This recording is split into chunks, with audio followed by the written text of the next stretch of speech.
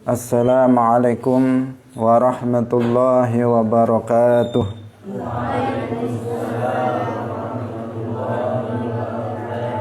Alhamdulillahi rabbil alamin. Lahu ni'matu wa lahul fadlu wa lahul thana'ul hasan. Wa salawatullahil barrir rahim wal malaikatil muqarrabin ala sayyidina wa maulana Muhammadin wa ala alihi wa ashabihi tayyibin at-tahirin. Allahumma la sahla illa ma ja'altahu sahla wa anta taj'alul hazna idza syi'ta sahla. Allahumma arzuqna al-ikhlasa fin niyyati wal qawli wal amal. Wa ba'du. Ila nabiyil Mustafa sallallahu alaihi wasallam wa ikhwanihi minal anbiya'i wal mursalin wa syuhada'i was salihin, khususan ila sultanil awliya asy-syaikh Abdul Qadir al-Jilani wa syaikh Ahmad al-Rifa'i wa syaikh Bahauddin an-Naqsyabandi wa syaikhina Abdullah al-Harari wa ila arwahi muassisi jam'iyyati Nahdlatul Ulama Asy-Syaikh Muhammad Hashim Asy'ari wa Syekh Bisri Sansuri wa Syekh Abdul Wahhab Hasbuwah wa ila arwahi jami'i ahli al-qubur minal muslimin wal muslimat wal mu'minin wal mu'minat min masyariqil ardi ila magharibiha, khususan ila arwahi abaina wa ummahatina wa ajdadina wa jaddatina wa masyayikhina wa masyayikhi masyayikhina. Al-Fatihah. A'udzu billahi minasy syaithanir rajim. Bismillahirrahmanirrahim. Alhamdulillahi rabbil alamin. Arrahmanir rahim. Maliki yaumiddin. Iyyaka na'budu wa iyyaka nasta'in. Ihdinas siratal mustaqim. Siratal ladzina an'amta 'alaihim ghairil maghdubi 'alaihim waladdallin. Amin. Kita baca 21 sampai 30. Wahid ithnani thalatha. Izzahirun bi anna kulla athari yahdi ila mu'athirin fa'tabiri wa zitu samma sifatan nafsiyah thumma taliha khamsatun salbiyah wa hiyal qidam bizzati fa'lam wal baqa qiyamuhu binafsihi niltatuqa mukhalifun lil ghairi wahdaniyah fi dzati aw sifatihil aliyah wal fi'lu fi ta'thiri laisa illa lil wahidil qahhari jalla wa ala.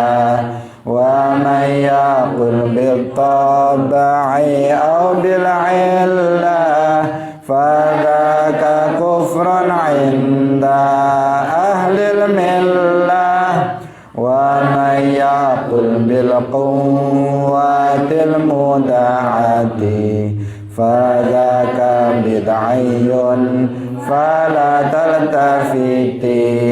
Law lam yakun muttasifan biha lazim hudusuhu wa huwa muhalun fastaqim li'annahu yufdi ila tasalsuli wa dawri wa huwal mustahilul munjali fahwal jalilu wal jamilu wal wali wa zahirul qudusu war rabbul ali.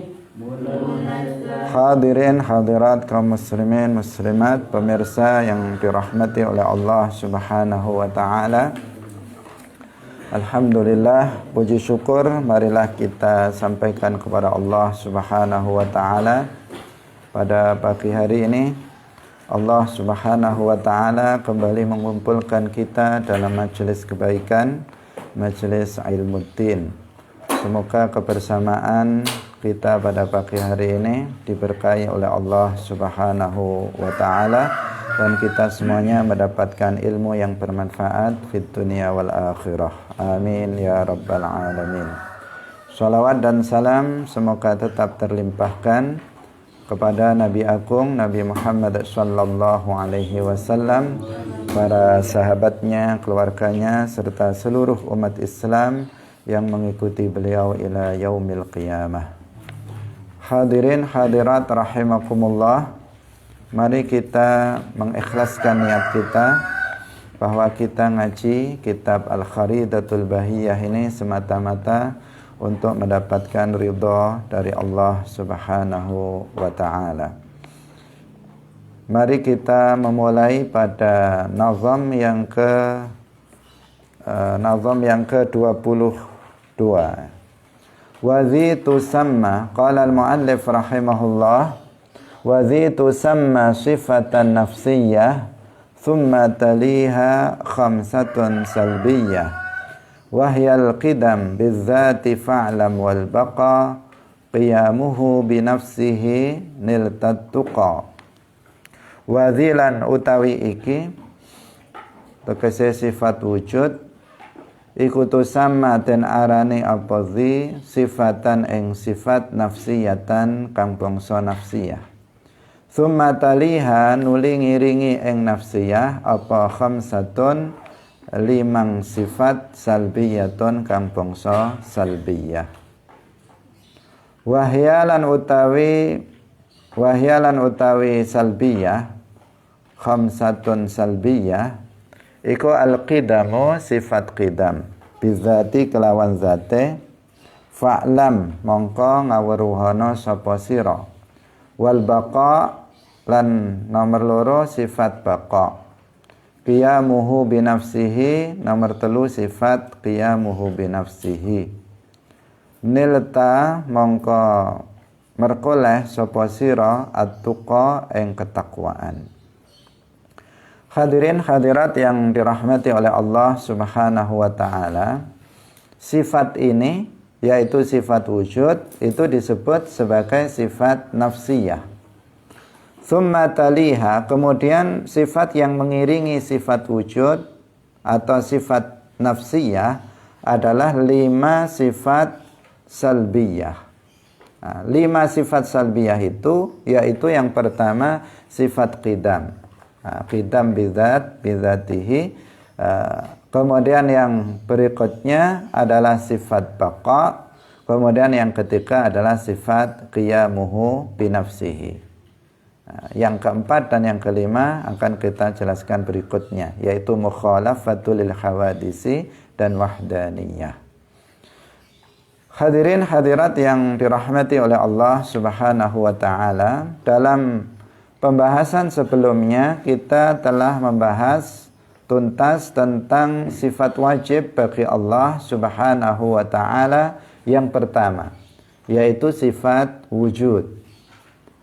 Bahwa Allah Subhanahu wa taala itu ada. Tidak diragukan sedikit pun tentang adanya. Karena alam semesta ini menjadi bukti, menjadi dalil akan adanya Allah Subhanahu wa taala. Dan ini sudah kita uraikan penjelasan tentang bahwa alam adalah bukti tentang adanya Allah Subhanahu wa taala. Bahwa keteraturan alam semesta ini juga membuktikan bahwasanya alam semesta ini ada yang menciptakannya dan mengaturnya, yaitu Allah Subhanahu wa ta'ala. Nah, sifat ini disebut dengan sifat nafsiyah. Jadi sifat wujud itu disebut sebagai sifat nafsiyah. Sifat nafsiyah itu adalah sifat yang adanya sifat itu tidak masuk akal jika tanpa sifat itu. Jadi sifat nafsiyah adalah sifat yang adanya zat. Jadi sifat yang adanya zat itu tidak masuk akal jika tanpa sifat itu. Saya ulangi lagi. Jadi ma la yuta'aqqal wujuduz zat biduniha. Jadi sifat yang adanya zat itu tidak bisa diterima oleh akal tanpa bersifatan dengan sifat itu. Nah, kita mengatakan bahwasannya Allah itu ada. Nah, Allah itu ada. Nah, ketika kita mengatakan Allah itu ada, maka dia bersifatan dengan ada. Jadi ketika kita mengatakan bahwa Allah itu ada, maka tidak masuk akal jika dia tidak bersifatan dengan ada.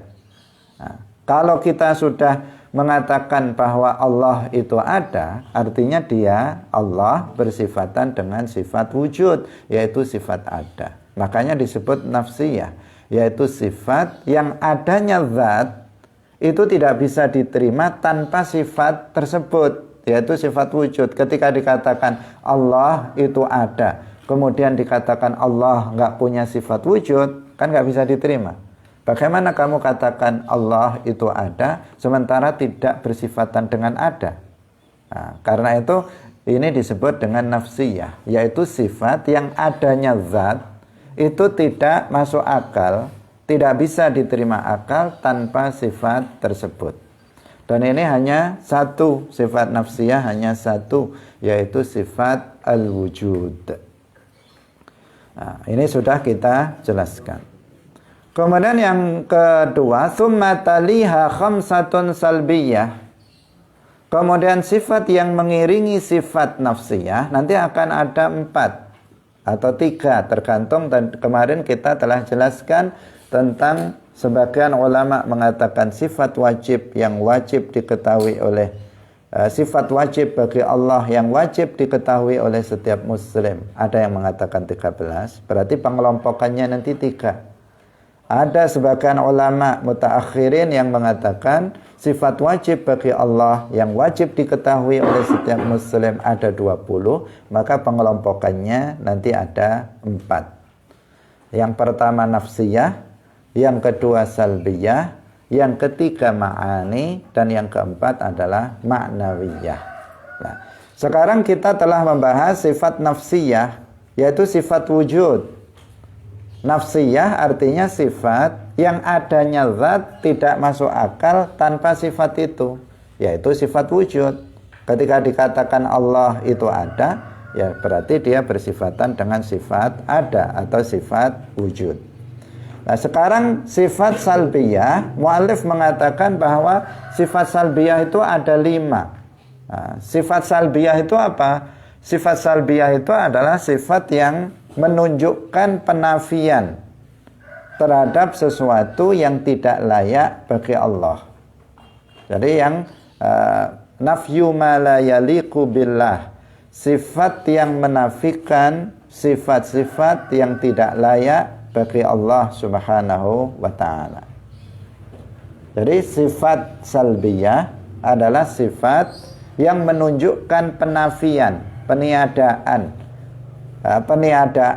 terhadap sesuatu yang tidak layak bagi Allah Subhanahu wa ta'ala. Ini namanya sifat salbiyah. Nah, sifat salbiyah, para ulama mengatakan itu ada 5. Nah, ada 5. Meskipun ada yang mengatakan, sebagian ulama mengatakan ada 4, bukan 5. Nah, karena ini hanya perbedaan cara mengelompokkannya saja. Yang masyhur, yang terkenal, yang sering kita pelajari di kitab-kitab mutaakhirin di pondok pesantren, itu seperti yang sekarang kita bahas, yaitu ada 5. Seperti yang dikatakan oleh Syekh Ahmad Ad-Dardir, yaitu ada 5.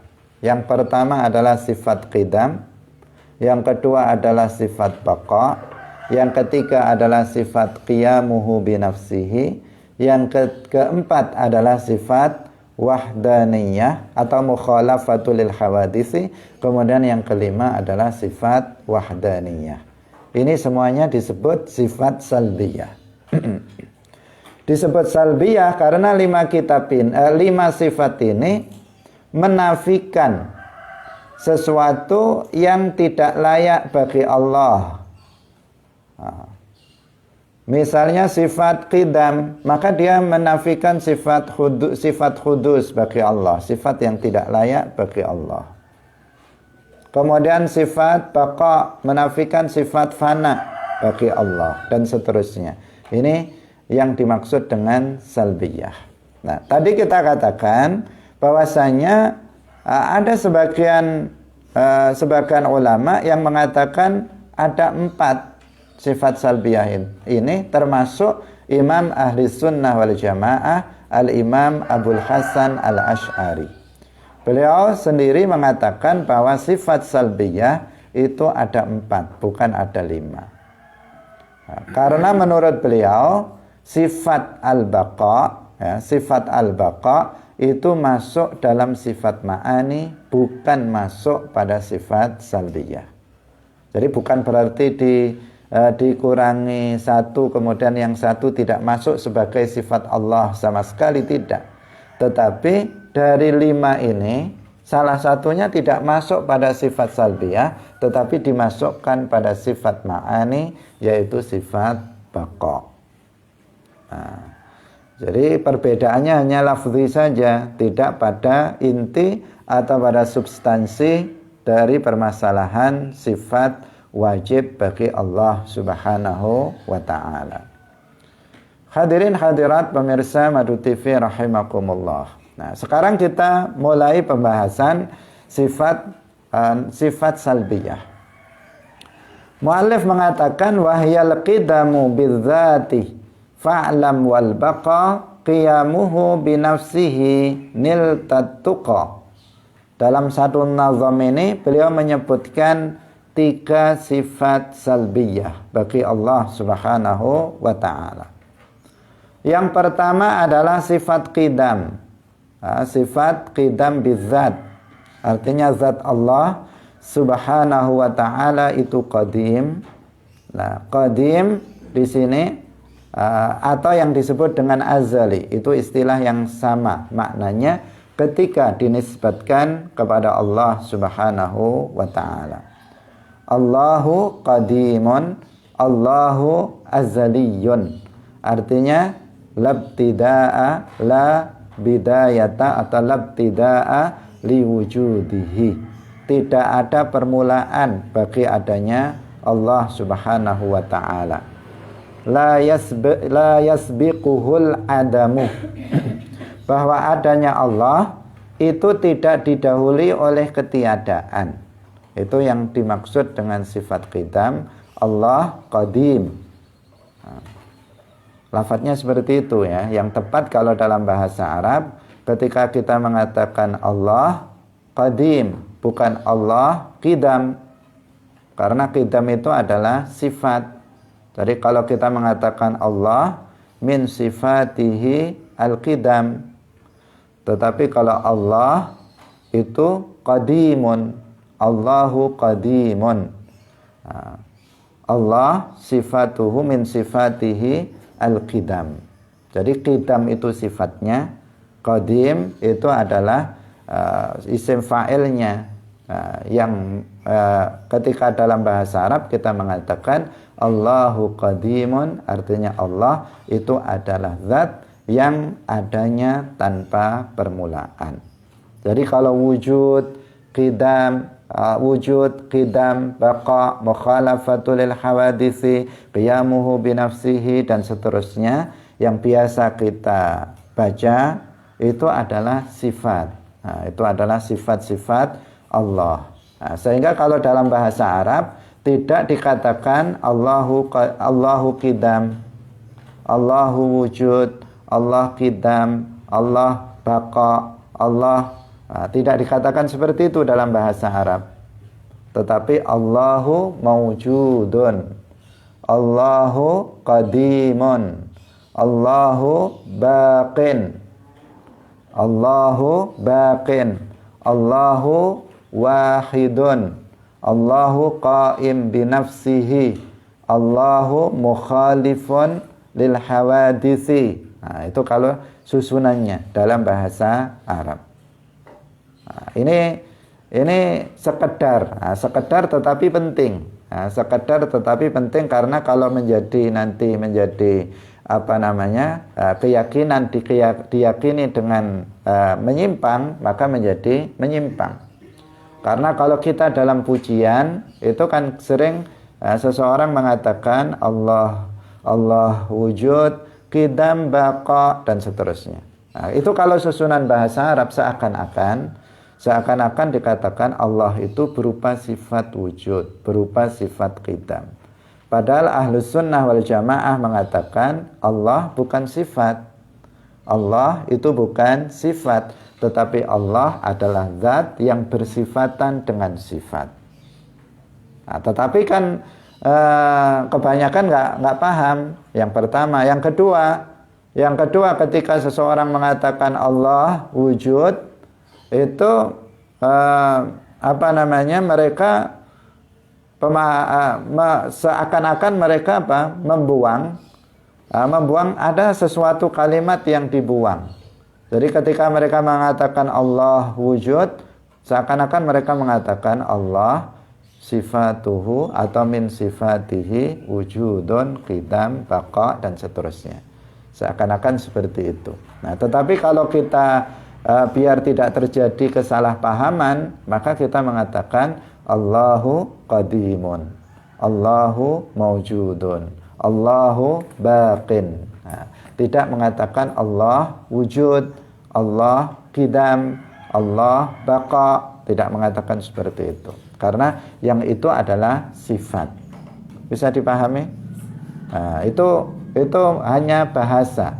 Tetapi bahasa itu berpengaruh kepada pemahaman. Jika seseorang kemudian memahami keliru, kemudian meyakini bahwa Allah Subhanahu wa ta'ala itu berupa sifat, maka dia akan menyimpang dari ajaran yang benar, ajaran Ahlus Sunnah wal Jamaah. Karena kalau sifat, dia bertempat kepada sesuatu yang lainnya.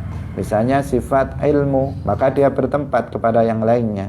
Dia tidak berdiri sendiri, tetapi menempel atau berdiri pada sesuatu yang lain, pada suatu benda. Sementara Allah Subhanahu wa ta'ala tidak seperti itu, tidak membutuhkan kepada selainnya. Maka Allah Subhanahu wa ta'ala tidak dikatakan bahwa Allah itu adalah sifat, tetapi Allah adalah zat yang bersifatan dengan sifat yang azaliyah, abadiyah. Hadirin hadirat yang dirahmati oleh Allah Subhanahu wa ta'ala, ini sekedar kita mengklarifikasi yang biasa kita ucapkan, bahwa ucapan itu maksudnya adalah bahwa ketika mengatakan Allah, seseorang mengatakan Allah wujud, artinya Allah itu di antara sifatnya adalah wujud. Nah, itu mungkin mereka juga tidak bermaksud untuk mengatakannya dalam bahasa Arab, tetapi dalam bahasa Indonesia atau bahasa Jawa atau lainnya. Tetapi meskipun begitu, perlu kita jelaskan agar nanti tidak salah paham, sehingga menganggap bahwa Allah Subhanahu wa ta'ala itu berupa sifat. Hadirin hadirat yang berbahagia, Allah qadim, artinya Allah itu adanya tanpa permulaannya. Allah adanya itu tanpa didahului oleh ketiadaan. Berbeda dengan makhluk yang semuanya hadis. Sudah kita bahas sebelumnya. Semua makhluk itu hadis, artinya adanya itu berpermulaan. Artinya adanya itu didahului oleh ketiadaan. Nah, tentang masalah ini sudah kita bahas agak panjang lebar dalam muqaddimah sebelum masuk kepada pembahasan sifat ini. Dalilnya adalah firman Allah Subhanahu wa taala, huwal awwalu wal akhiru. Huwal awwalu wal akhiru. Ini adalah dalil bagian yang pertama, huwal awwal, itu adalah dalil dari sifat qidam. Wal akhiru adalah dalil dari sifat baqa. Bagaimana ayat ini menjadi dalil dari sifat qidam? Kemarin sudah kita jelaskan sepintas bahwa lafadz atau firman Allah huwal awwalu itu susunannya dalam nahwu itu adalah terdiri dari mubtada dan khabar. Huwa itu mubtada, al-awwalu itu menjadi khabarnya. Nah, dalam hal ini mubtadanya berupa ismul ma'rifah, yaitu huwa yang berupa ismud dhamir. Isim dhamir itu ma'rifah. Kemudian khabarnya yaitu al-awwalu itu berupa ismul ma'rifah juga. Nah, maka dalam bahasa Arab, jika mubtada'nya berupa ismul ma'rifah dan khabarnya juga berupa ismul ma'rifah, maka itu adalah yufidul hasr, berfaedah untuk membatasi. Nah, yang huwa mubtada'nya berupa isim ma'rifah karena dia ismud dhamir, al-awwalu berupa isim ma'rifah karena dia ada alnya, kemasukan al. Maka faidahnya dalam bahasa Arab adalah yufidul hasr, berfaedah untuk membatasi. Kalau kita menyusun sebuah jumlah ismiyah yang terdiri dari mubtada khabar, itu biasanya kan kita membuatnya khabarnya itu berupa isim nakirah. Biasanya seperti itu. Meskipun juga boleh berupa ismul ma'rifah. Tetapi biasanya kita kalau di permulaan belajar nahwu, maka kita menyusun jumlah ismiyah yang terdiri dari mubtada dan khabar. Itu khabarnya, kalau khabarnya khabar mufrad bukan khabar jumlah, maka kita membuatnya berupa isim nakirah. Misalnya kita mengatakan Muhammadun alimun, Ali hadirun misalnya, Ahmadu ghaibun, ghaibun hadirun, itu berupa ismun nakirah. Biasanya seperti itu. Muhammadun alimun berupa isim nakirah. Biasanya seperti itu untuk awal-awal. Tetapi itu bukan syarat bahwa khabar itu harus berupa isim nakirah, tidak.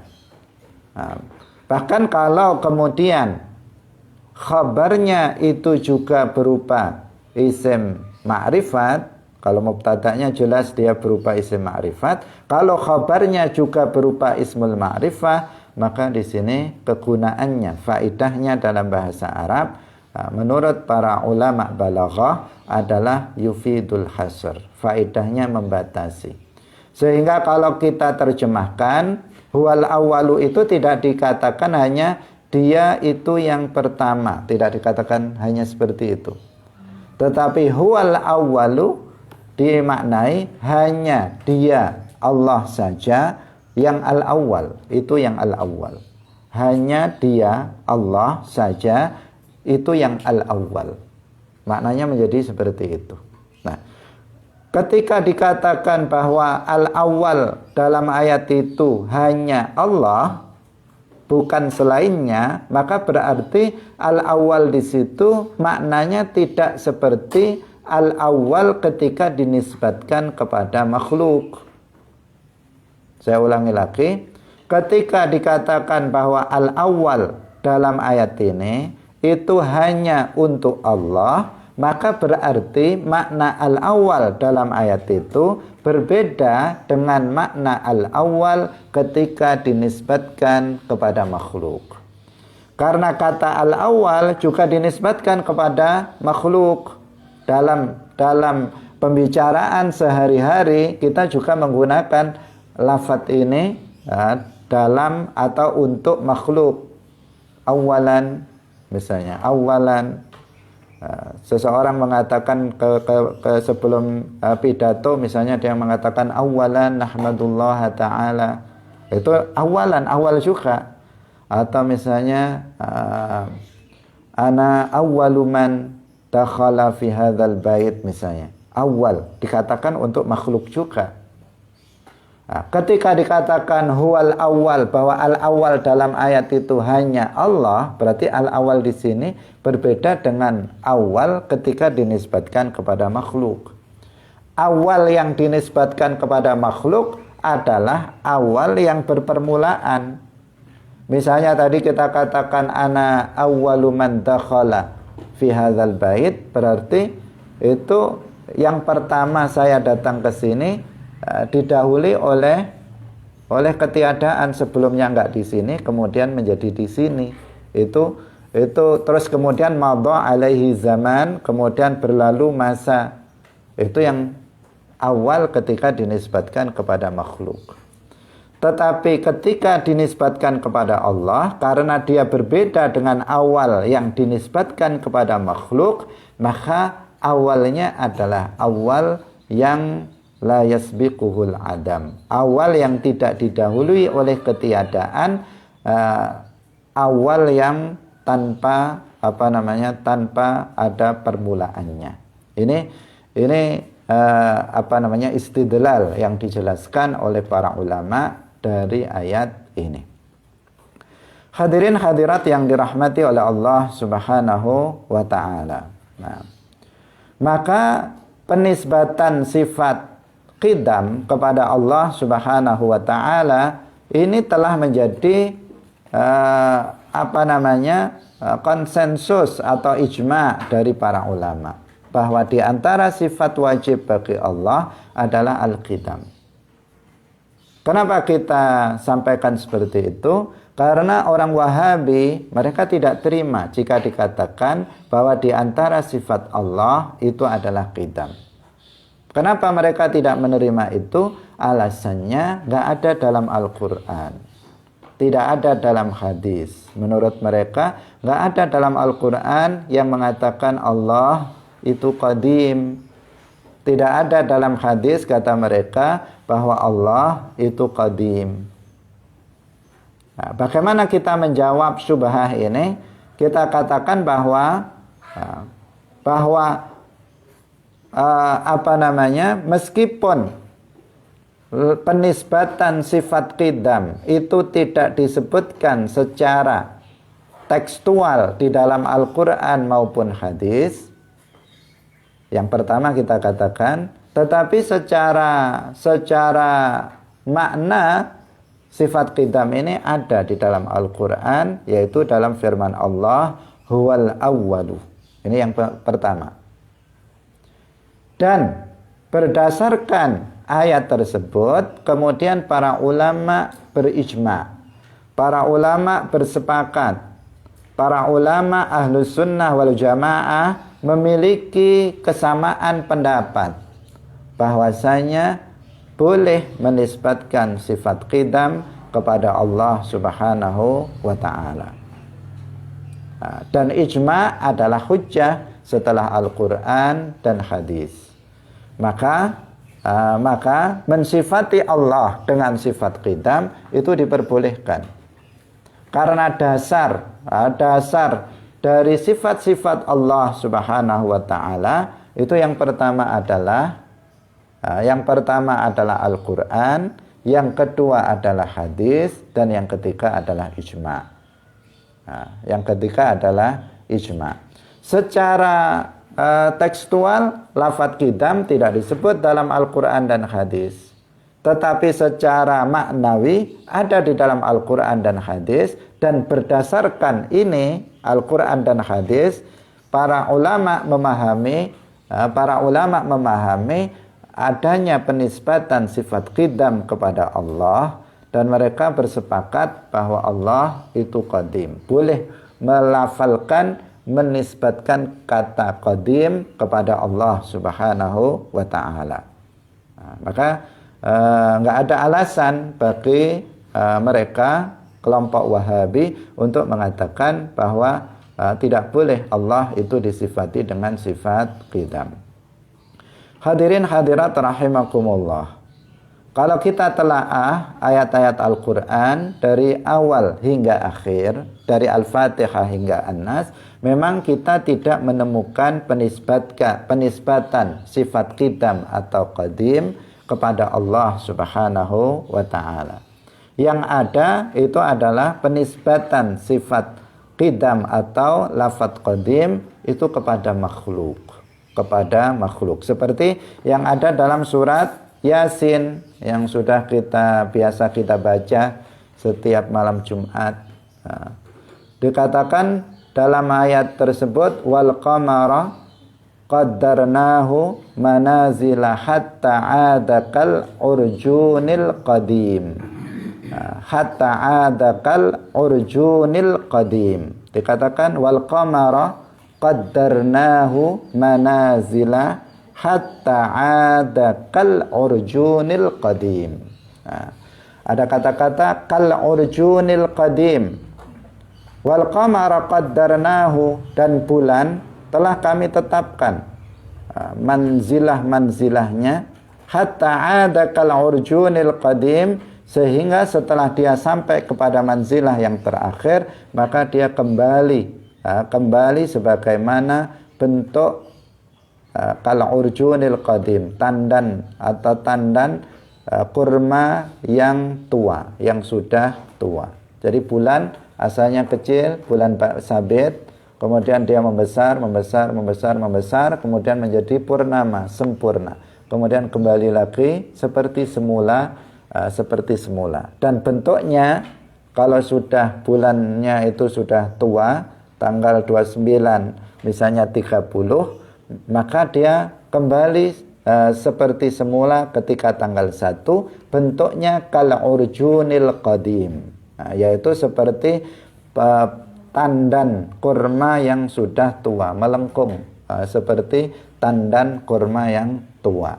Jadi al-qadim dalam ayat kal urjunil qadim itu artinya adalah yang tua.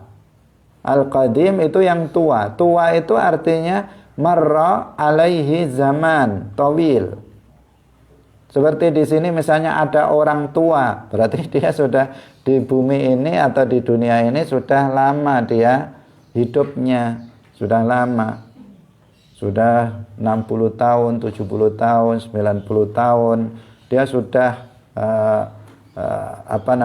lama hidup di bumi, itu namanya qadim. Kalau misalnya kita katakan bangunan ini adalah bangunan yang qadim, artinya dia sudah dibangun dan berjalan waktu yang lama. Demikian juga di sini kal urjunil qadim, tandan kurma itu ketika dia masih muda dia tegak, tetapi kemudian ketika dia sudah tua maka dia kemudian melengkung seperti sabit, seperti bulan bentuknya. Kalau dibalik bulan tanggal akhir, tanggal 29, tanggal 30 misalnya. Hadirin hadirat yang dirahmati oleh Allah Subhanahu wa ta'ala. Dengan demikian maka lafadz al-qadim itu para ulama menjelaskannya bahwa lafadz qadim itu boleh dinisbatkan kepada Allah, juga boleh dinisbatkan kepada makhluk. Terbukti memang ada penisbatannya kepada makhluk bahkan di dalam Al-Quran. Tetapi maknanya berbeda.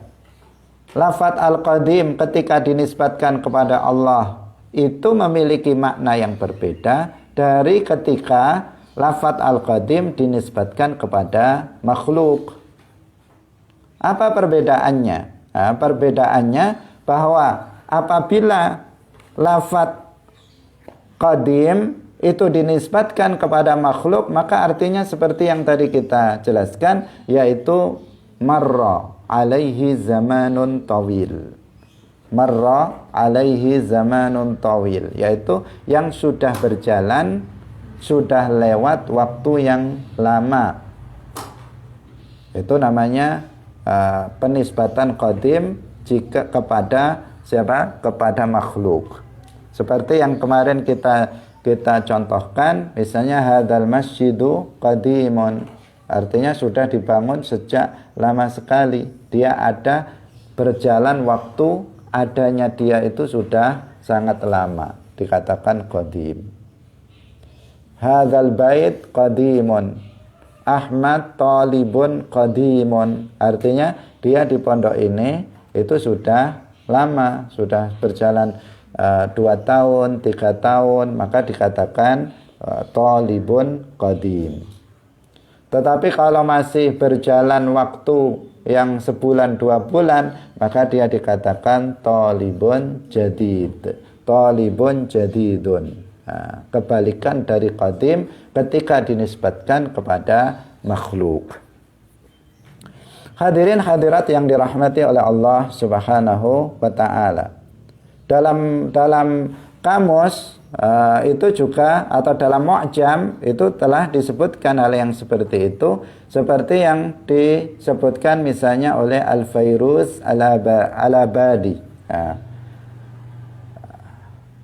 Al-Fairuz Az-Zabadi, ya. Itu beliau mengatakan al-haramani binaani azaliyani bimisr, bimisra. Al-haramani binaani azaliyani bimisra. Ini yang menunjukkan bahwa makna lafadz azali yang itu semakna dengan qadim, bahwa keduanya itu bisa dinisbatkan kepada Allah, juga bisa dinisbatkan kepada makhluk, tetapi dengan makna yang berbeda. Nah, contoh yang azali itu yang disebutkan oleh Al-Fairuz Zabadi dalam kitabnya. Beliau mengatakan al-haramani binaani azaliyani bimisra. 2 piramida al-haram, 2 piramida itu adalah 2 bangunan yang azali. 2 bangunan yang azali, maksudnya apa yang azali ketika dikatakan untuk piramida? Yaitu 2 bangunan yang kuno yang ada di Mesir. Yang kuno artinya sudah dibangun sejak puluhan atau bahkan ratusan tahun yang lalu, dikatakan azali. Al-haramani binaani azaliyani bimisra. Ini adalah syahid atau dalil dari sisi bahasa yang menunjukkan bahwa kata al-qadim dan juga kata al-azali itu bisa dinisbatkan kepada makhluk, juga bisa dinisbatkan kepada Allah.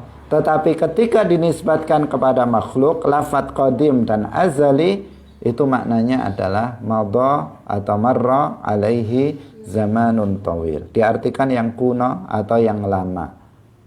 Nah, ini ketika makhluk. Tetapi ketika dinisbatkan kepada Allah, maka al-qadim artinya adalah alladzi labtida'a liwujudihi, zat yang adanya itu tanpa ada permulaannya. Itu ketika dinisbatkan kepada Allah Subhanahu wa ta'ala. Maka di sini kemarin sudah kita ingatkan, dalam masalah ini kita harus mewaspadai kelompok filosof yang mereka mengatakan bahwa makhluk atau alam itu adalah azali dengan pengertian tidak ada permulaannya. Jadi ketika orang filosof mengatakan alam ini azali atau alam ini qadim, itu bukan berarti bahwa alam ini itu qadim dengan pengertian kuno, dengan pengertian marra alaihi zamanun tawil, tidak. Tetapi mereka memaknainya bahwasanya alam semesta ini itu memang adanya tanpa permulaan. Nah, sehingga ini kita patut untuk mewaspadai. Yang kemarin kita jelaskan, ada para filosof yang mutaqaddimun, ada filosof yang muhdatsun, ada yang klasik dan kontemporer, yang kedua-duanya sama-sama disepakati tentang kekufurannya, seperti yang dinukil oleh Asy-Syaikh Al-Imam Badruddin Az-Zarkashi dalam kitab Tasniful Masami' Syarah Jam'il Jawami'. Hadirin hadirat kaum muslimin muslimat pemirsa yang dirahmati oleh Allah Subhanahu wa taala. Nah, jadi seperti itu penisbatan kata azali dan qadim. Nah, yang harus kita pahami agar nanti kita tidak salah paham. Lah ini kok sama? Dikatakan makhluk, ini ada dikatakan makhluk itu qadim, seperti Ahmad Thalibun qadim, Al-Masjidu qadim, tetapi kok juga dikatakan Allah qadim. Kita katakan apa? Ya, lafadznya memang sama. Lafadznya memang sama, tetapi maknanya beda. Itu namanya ittifaqun fil lafzi wa ikhtilafun fil makna. Lafadznya sama, tetapi maknanya beda. Sama juga kita mengatakan misalnya manusia atau Ahmad yasma'u. Kita juga mengatakan Allahu yasma'u. Kita mengatakan misalnya Allahu alimun. Kita juga mengatakan Al-Imam Syafi'i alimun. Ittifaq fil lafzi, lafadznya sama, tetapi maknanya berbeda. Ketika kita mengatakan bahwa Ahmadu yasma'u, artinya pendengarannya hadis, berpermulaan, berpenghabisan, membutuhkan kepada alat, dan yang didengar itu adalah sebuah suara, sesuatu yang berupa suara yang keras dan dekat. Itu namanya yasma' ketika dinisbatkan kepada makhluk. Tetapi ketika kita mengatakan Allahu yasma'u, artinya yasma' bi sam'in azaliyin abadiyin, yang tidak membutuhkan kepada telinga atau alat-alat yang lain. Jadi maknanya berbeda.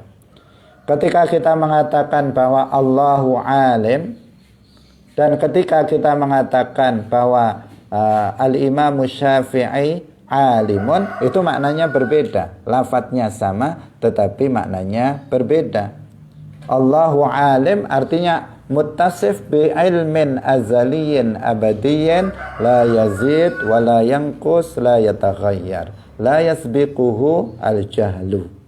Itu ketika dinisbatkan kepada Allah.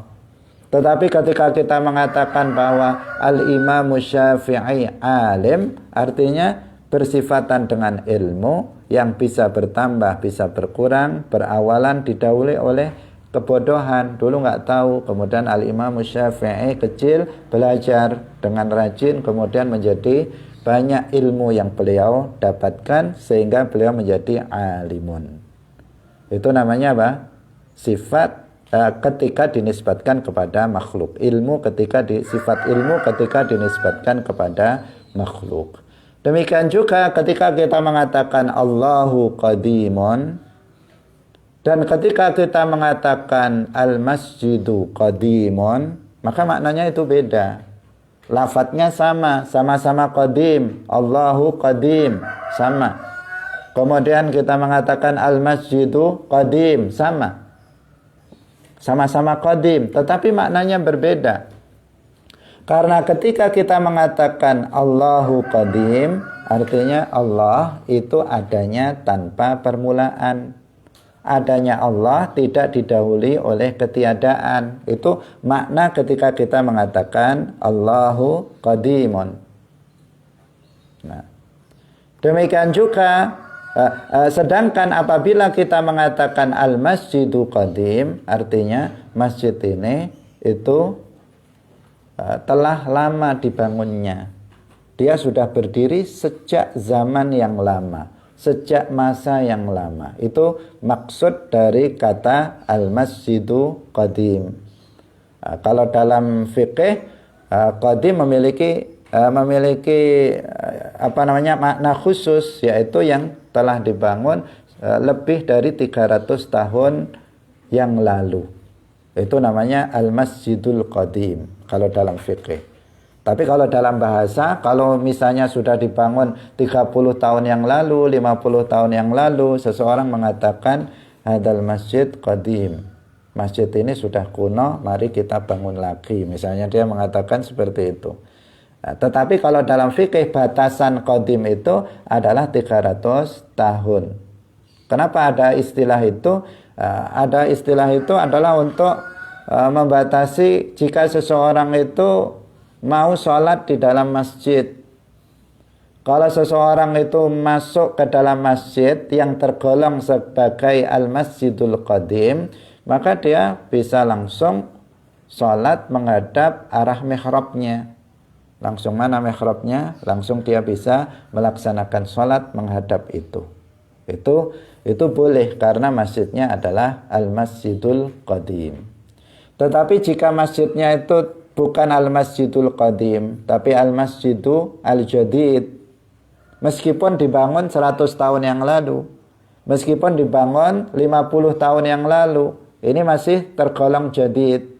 Maka kalau kita masuk pertama kali ke masjid itu, maka kita harus berijtihad mana arah kiblatnya. Nah, kita harus berijtihad mana arah kiblatnya. Enggak bisa kemudian kita langsung masuk kemudian menghadap ke mihrabnya. Tetapi kita harus berijtihad, mengetahui mana arah barat. Misalnya dengan menggunakan alat kompas yang mujarrab untuk mengetahui arah utara, selatan, timur dan barat. Setelah diketahui arah barat, maka kemudian kalau di Indonesia itu diarahkan nyerong sedikit ke arah utara, antara 24 sampai 26 derajat ke utaranya. Itu kita berijtihad karena kita masuk ke masjid yang jadid, bukan masjid yang qadim. Itu harus seperti itu. Berbeda kalau misalnya kita masuk ke masjid qadim, misalnya kita masuk ke masjid-masjid yang dibangun oleh para wali songo misalnya. Kita masuk ke masjid Ampel atau kita masuk ke masjid Giri misalnya.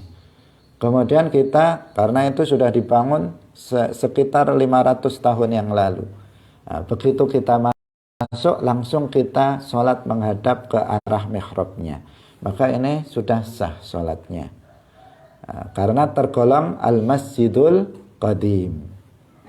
Tetapi jika kita misalnya sholat di terminal atau kita sholat di masjid yang ada di terminal atau masjid yang ada di stasiun atau masjid yang ada di kampung yang umurnya belum tergolong sebagai masjid yang qadim, maka di situ kita kita ijtihad dulu. Kalau kita setiap hari sudah di situ, nanti ditandai ijtihad pertama, kemudian sudah pas. Berarti setiap kali kita sholat di masjid itu sudah langsung kita menghadap ke mihrabnya, karena sebelumnya kita sudah berijtihad bahwa mihrabnya sudah pas menghadap ke arah kiblat. Hadirin hadirat yang dirahmati oleh Allah Subhanahu wa taala, karena ditemukan khususnya masjid-masjid yang dibangun belakangan ini. Masjid dan musola yang dibangun belakangan ini, lebih-lebih yang ada di terminal atau di stasiun kereta api. Mereka membangun berdasarkan bentuk tanahnya, sehingga asal menghadap saja menjadikan seseorang nanti beranggapan bahwa itu kiblatnya ke sana. Padahal sebenarnya tidak cocok, dan itu sudah beberapa kita cek, banyak sekali yang tidak sesuai arah kiblatnya.